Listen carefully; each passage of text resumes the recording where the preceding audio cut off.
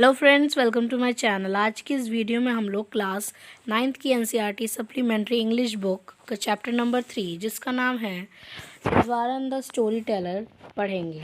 So friends, इस video में मैं आपको इसकी एक्सप्लेनेशन दे दूंगी और नेक्स्ट वीडियो में इसके हम क्वेश्चन आंसर्स करेंगे। इज़वारन ये एक स्टोरी टेलर है, यानी कि ये स्टोरी सुनाते हैं। और ये जो कहानी है ये किस पे बेस है? ये एक आदमी गणेश को सुनाई गई है। किसके द्वारा? महेंद्र के द्वारा। और ये जो महेंद्र हैं इनके ही साथ में कुछ ऐसी घटना हुई है जो कि ये शेयर कर रहे हैं किसके साथ? गणेश के साथ। क्या कर रहे हैं? शेयर। घटित किसके साथ हुई है? महेंद्र के साथ। और सुना किसे रहे हैं? गणेश। सो फ्रेंड्स, इसमें दो मेन कैरेक्टर हैं, एक तो महेंद्र एंड वही इज़वारन। ओके। महेंद्र क्या कहते हैं, एक सुपरवाइज़र है, जूनियर सुपरवाइज़र, और इज़वारन इनके कुक हैं। ये दोनों बहुत बातें करते हैं और इज़वारन इन्हें स्टोरी सुनाते हैं, जिसकी वजह से बहुत ज़्यादा डर जाते हैं और फिर अपनी जॉब से रिज़ाइन कर देते कि भाई मुझे नहीं रहना इनके साथ में। ओके। आइए एक्सप्लेनेशन करना शुरू करते हैं। The story was narrated to Ganesh by a young man Mahendra by name. The story was narrated to Ganesh. ये जो स्टोरी है ये गणेश को सुनाई गई है। किसके द्वारा? एक यंग मैन, एक जवान आदमी, महेंद्र, जिसका नाम, एक आदमी जिसका नाम है Mahendra. He was a junior supervisor in a firm. वो एक जूनियर सुपरवाइज़र थे। यानी सुपरवाइज़र का क्या मतलब है? सुपरवाइज़र का मतलब होता है किसी भी काम की देखभाल करना, यानी उसमें नज़र रखना कि कैसा हो रहा है काम, ये सब कुछ होती है सुपरवाइज़र की जॉब। तो वो कौन से सुपरवाइज़र थे? ये आपको ध्यान में रखने की बात है।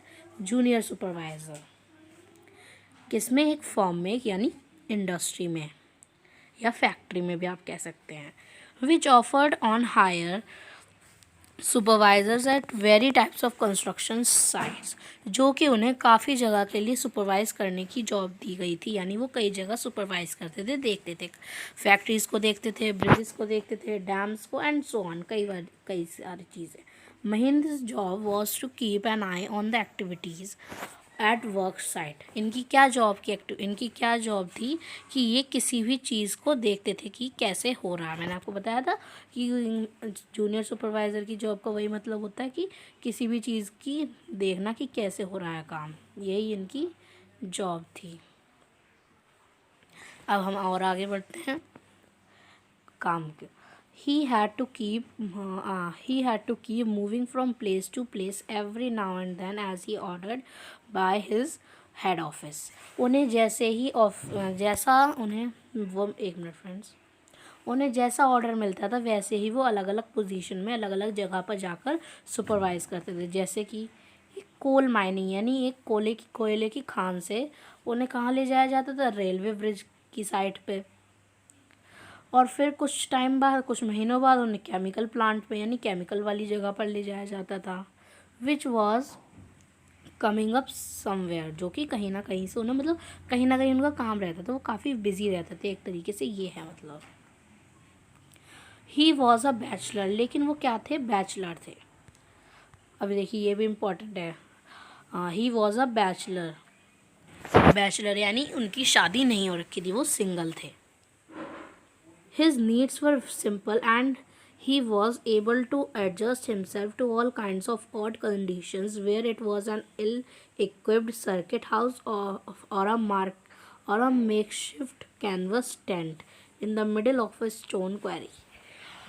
उन्हें क्या कहते हैं, वो उनकी जो नीड थी वो बहुत सिंपल थी, यानी उनकी जो ज़रूरतें थी वो बहुत ज़्यादा सिंपल थी, और इसी खूबी की वजह से वो कहीं भी एडजस्ट कर लेते थे, यानी कहीं भी रह लेते थे, चाहे उन्हें कैसी भी कंडीशन मिले। But one asset he had was his cook. लेकिन जो उनके साथ में रहता ही था वो कौन था? कुक। कुक रहना ही चाहिए भाई उनके साथ, ये था उनका। The cook was quite attached to Mahendra and followed him uncomplainingly wherever he was posted. और देखिए जो महेंद्र और जो इनका जो कुक था उसका नाम क्या था? इज़वारन। और वो कौन थे? कुक। ही आपको ध्यान रखना है क्योंकि ये चैप्टर का नेम ही है इज़वारन द स्टोरी टेलर। तो जो कुक था वो उनके साथ हमेशा रहता था, चाहे वो किसी भी जगह पर पोस्टेड हो जाएं, चाहे वो केमिकल वाली साइड के क्लोज में हो, क्योंकि केमिकल जगह में थोड़ी ना रहेंगे, मतलब उसके आसपास रहेंगे तब भी, मतलब कहीं भी रहेंगे तो उनके साथ में इज़वारन ज़रूर ही रहेंगे।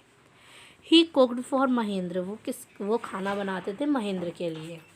Washed his clothes and chatted away with his master at night, और वो उसके कपड़े भी धोते थे और उनके साथ महेंद्र के साथ बातें भी करते थे इज़वारन। कब? रात के समय में, क्योंकि दिन के समय में तो वो शायद बिजी रहते होंगे, इसलिए मतलब रात के समय में बातें करते थे, चाहे कोई भी रीज़न हो। He could weave out endlessly stories and anecdotes on varied subjects. वो एंडलेसली वीव, यहाँ वीव का बुनना है, मतलब यानी वो एंडलेस यानी अनकाउंटेबल स्टोरीज बुनते ही रहते थे हर टाइम। फ्रेंड्स, ये जो एनेक्डोट्स है, देखिए कहाँ गया ये, मतलब वो अनकाउंटेबल स्टोरी सुनाते थे, अनगिनत स्टोरी। और जो एनेक्डोट्स का मतलब होता है एक छोटी सी स्टोरी इंटरेस्टिंग होती है, और वो एक रियल पर्सन के बारे में होगी, या फिर एक रियल की घटना के बारे में, असलियत की घटना के बारे में होगी, या फिर असलियत के एक पर्सन के बारे में होगी, इंसान के बारे में होगी। ऑन वेरिड सब्जेक्ट्स, अलग अलग बातों के बारे में वो उन्हें ये स्टोरी सुनाते थे। इज़वारन, अब हम इज़वारन के बारे में थोड़ा डिटेल में जाएंगे इस पैराग्राफ के अंदर। एक मिनट थोड़ा now. Iswaran also had an amazing capacity to produce vegetables and cooking ingredients. इज़वारन की क्या क्या विशेषताएं थी? इज़वारन वो उनकी एक बहुत ज़्यादा अमेजिंग कैपेसिटी थी, यानी वो बहुत ज़्यादा परफेक्ट थे खाना बनाने में। Seemingly out of nowhere in the middle of a desolate landscape with no shops visible for miles around, चाहे उन्हें मीलों तक कोई भी शॉप ना दिखे, फिर भी वो कहीं ना कहीं से सब्जियां वगैरह खरीद लेते थे।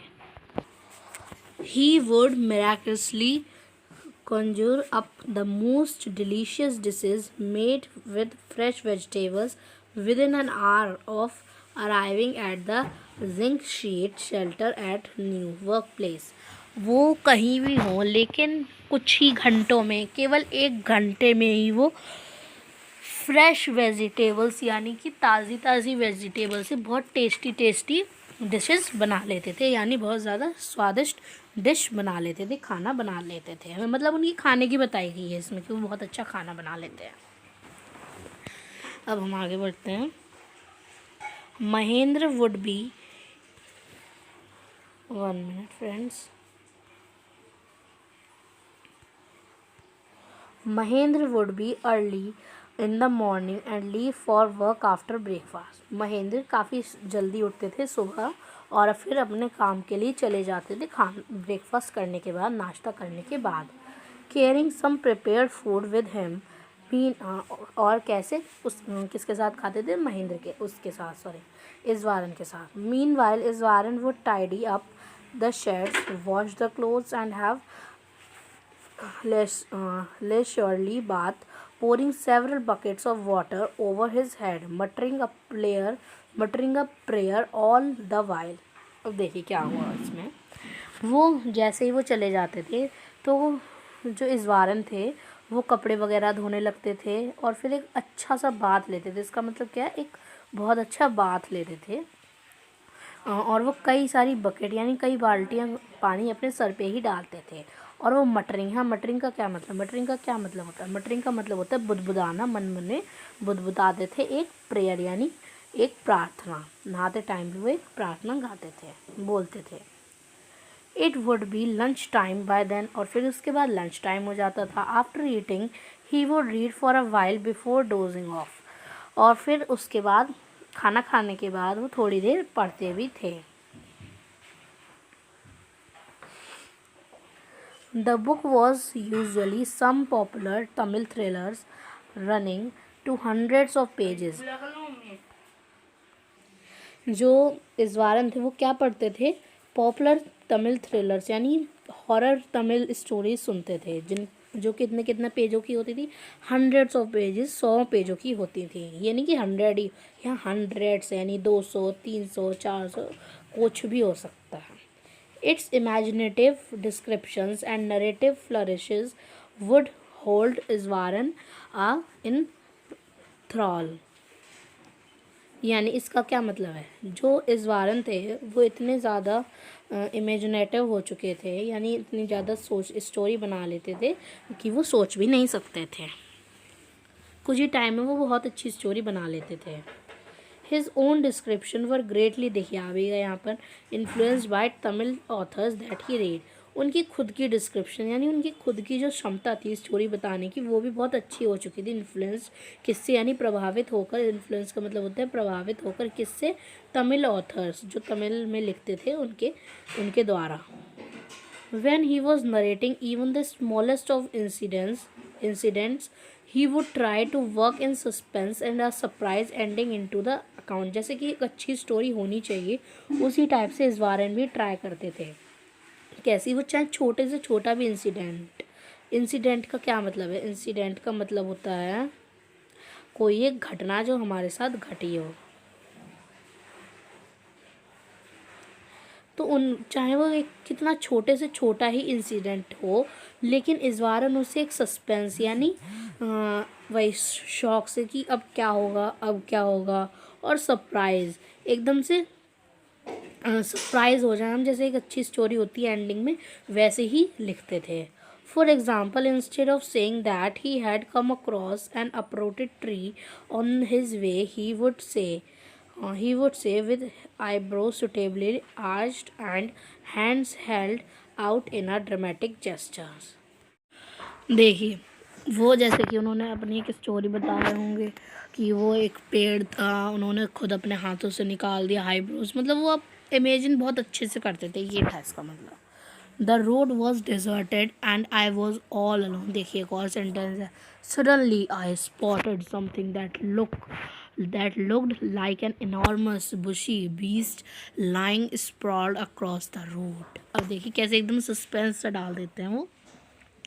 एक बार की बात है, रोड मतलब ये थोड़ा सा छोटा सा एक एग्जांपल है कि रोड क्या कहते हैं, डेजर्टेड है यानी रेगिस्तानी रोड है, और वो अकेले ही हैं उस जगह, और उन्हें एकदम से कोई बड़ी सी बुशी यानी झाड़ियों जैसा एक बहुत बड़ा दरिंदा सा दिख जाता है।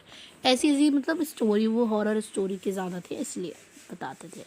आई was half inclined to run and go back. मैं बहुत मुश्किल से पीछे आगे जा पाता, but as I come closer I saw that it was a fallen tree.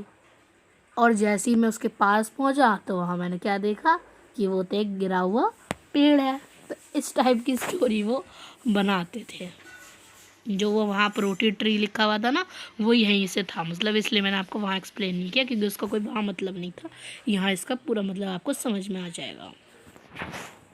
With its dry branches spread out, और कैसे जो पेड़ था वो सूख चुका था, इसलिए उसकी जो ब्रांचेस थी वो इधर उधर फैली हुई थी। Mahendra would stretch himself back in his canvas chair and listen to Iswaran's tales uncritically. और जो महेंद्र थे वो बिना रुके मतलब बहुत मन से कैन की जो इज़वारन थी उनकी स्टोरी सुनते थे। The place I come from is famous for timber. Iswaran would begin. Iswaran कैसे बिगन करते थे, स्टार्ट करते थे, जहाँ जिस जगह से मैं आया हूँ वो जगह किसके लिए फेमस है, टिम्बर के लिए यानी लकड़ी के लिए फेमस है। There is a richly wooded forest all around. वहाँ पर कई सारे अच्छे अच्छे पेड़ भी थे, इसलिए the logs of halted on to the lorries by elephants. उन्हें क्या, वो जो लकड़ियाँ थी वो एलिफेंट की ट्रंक में थी। They are huge well fed beast. उन्हें खूब बढ़िया से खिलाया जाता है ताकि वो बहुत बड़े बड़े बने रहे, यानी बहुत तंदुरुस्त बने रहे elephants.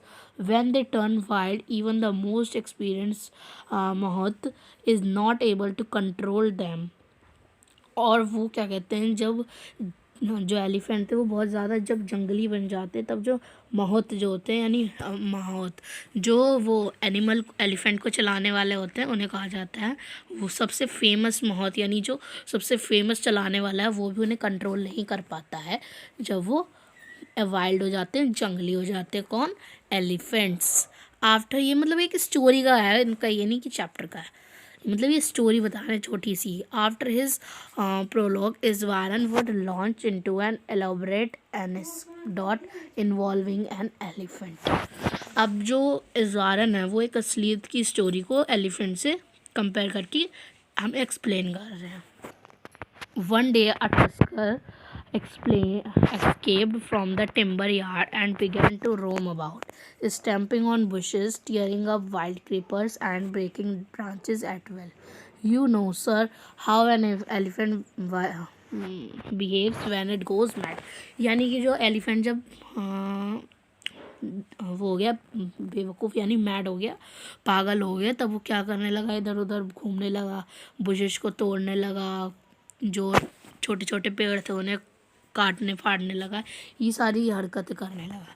इज़वारन would get so caught up in the excitement of his own story that he would get up from the floor and jumped about. Iswaran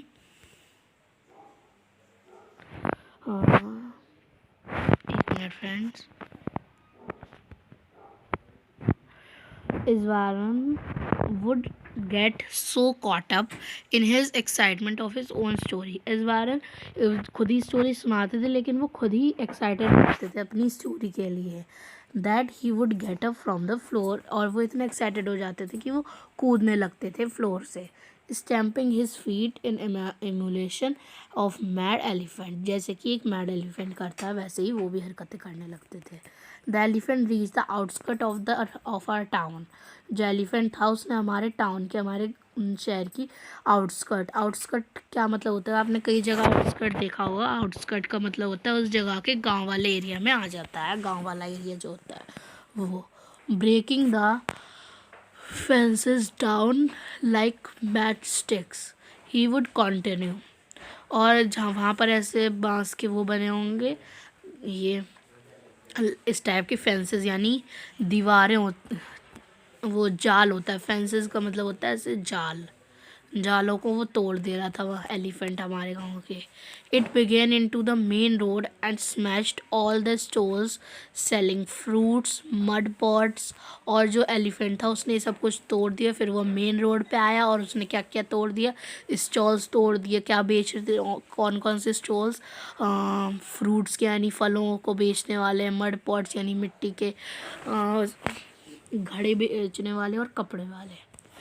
people ran helter skelter in panic, people इधर से उधर घरों की ओर भागने लगे। The elephant now entered a school ground where children were playing breaking through the brick wall, और फिर वो एक दीवार को तोड़ते हुए एक स्कूल के ग्राउंड में पहुंचा जहां बच्चे खेल रहे थे। All the boys ran into the classrooms and shut the doors tight, सारे ही लड़के क्लासरूम में पहुंच गए और उन्होंने फिर डोर को बंद कर दिया tightly. The beast grunted and wandered about, pulling out the football goalpost, tearing down the volleyball nets, kicking and fluttering the drum kept for water and uprooting the shrubs. जो एलिफेंट था वो क्या करा जा रहा था, वो फुटबॉल का जो ग्राउंड था उसे, फुटबॉल के जो नेट है उन्हें भी तोड़ फोड़ रहा था, वॉलीबॉल के नेट को भी उसने ख़राब कर दिया था, और ड्रम जो रखे हुए थे पानी भरे हुए उन्हें भी इधर उधर फैला दिया था उसने। Meanwhile all the teachers had climbed up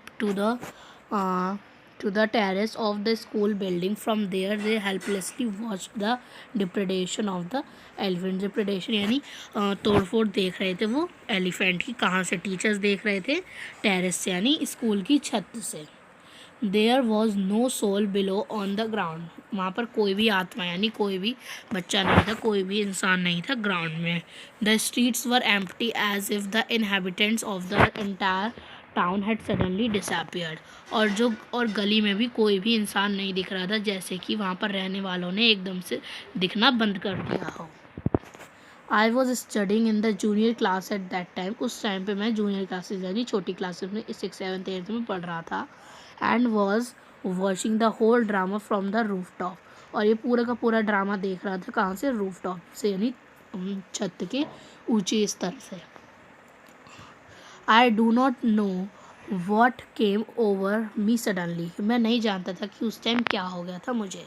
I grabbed a cane from the hands of one of my teacher and ran down the stairs.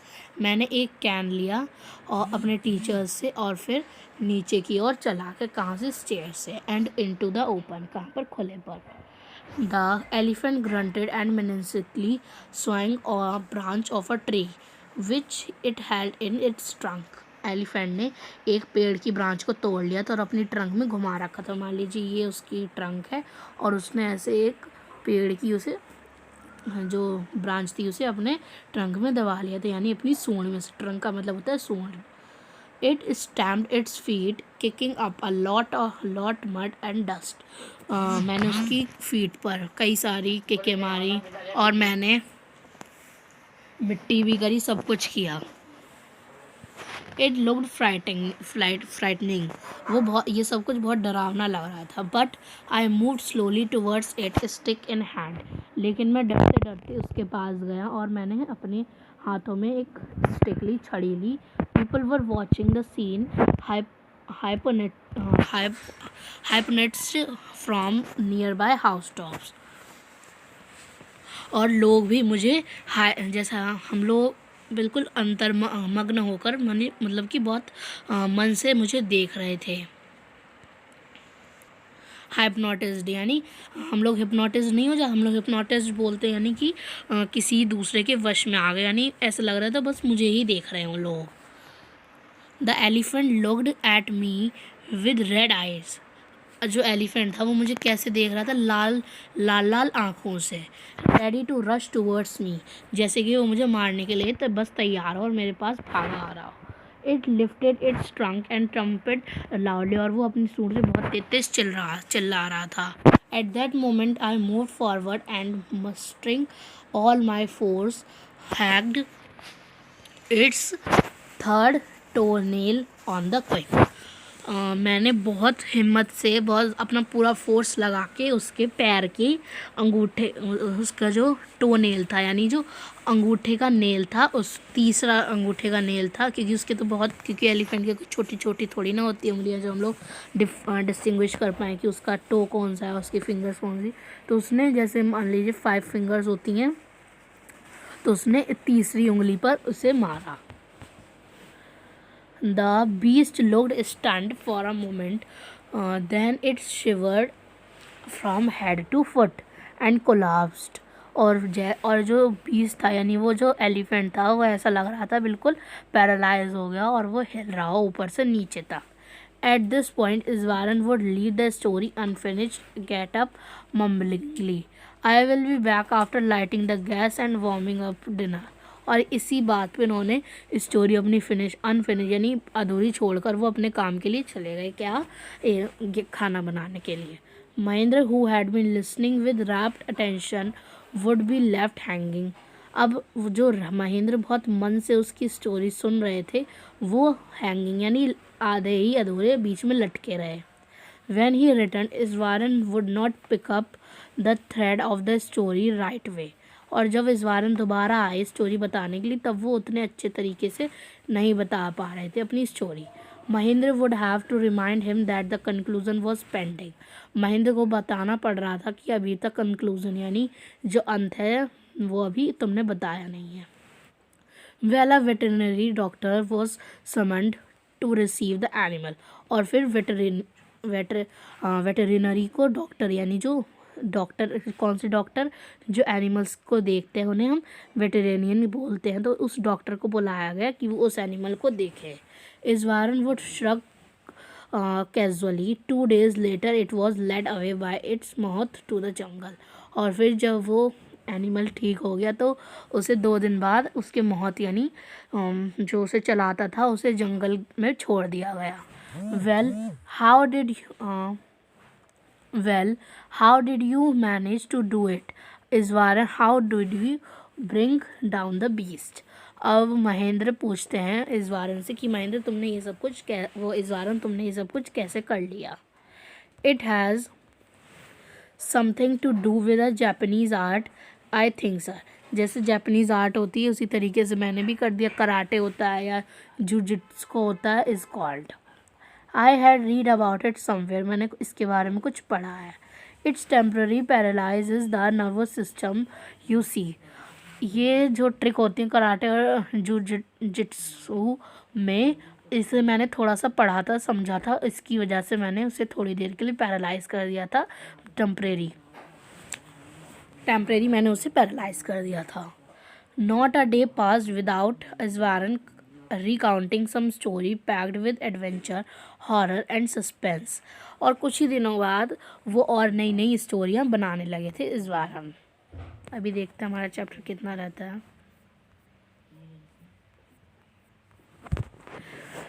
चलिए फ्रेंड्स, मैं आपको थोड़ा सा एक्सप्लेन कर देती हूँ, उसके बाद हम जो आगे का चैप्टर है वो नेक्स्ट पार्ट में कंप्लीट करेंगे, क्योंकि ये चैप्टर बहुत बड़ा है, फिर वीडियो बहुत बड़ी हो जाएगी। Whether the story was incredible और नॉट। अब हमें बताना है कि स्टोरी हमें अच्छी लगी या नहीं। Mahendra enjoyed listening to because of the inimitable way in which it was told. अब हम लोग तो ये स्टोरी लिखी हुई है, लेकिन इज़वारन ने जो अपने एक्सप्रेशन से, अपने हाथ हिलाने वगैरह से बताई होगी, वो तो बहुत इंटरेस्टिंग ही रही होगी। इसी वजह से महेंद्र ने इस स्टोरी को एंजॉय किया था। Iswaran seemed to more than make up for absence of a TV in Mahendra living quarter. जो टीवी की एब्सेंस थी, जो टीवी की कमी थी, वो इज़वारन पूरी कर देते थे महेंद्र के लिए। अब फ्रेंड्स, यहाँ से वन मॉर्निंग से लेकर एंड तक जो चैप्टर है वो मैं नेक्स्ट वीडियो में एक्सप्लेन करूँगी। तब तक के लिए आप इस चैप्टर को अच्छे से समझ लें, और फिर जो नेक्स्ट वीडियो उसमें हम इसके क्वेश्चन आंसर्स तो अभी नहीं करेंगे। इसके क्वेश्चन आंसर्स हम जो इसके बाद जो अपलोड करेंगे उसमें करेंगे। जो नेक्स्ट वीडियोस में आपको इसका सेकंड पार्ट मिल जाएगा, उसके बाद हम इसके क्वेश्चन आंसर्स करेंगे। ओके, फिर तब तक के लिए bye bye, take care, stay home, stay safe. Please हमारे चैनल को सब्सक्राइब करना ना भूलें।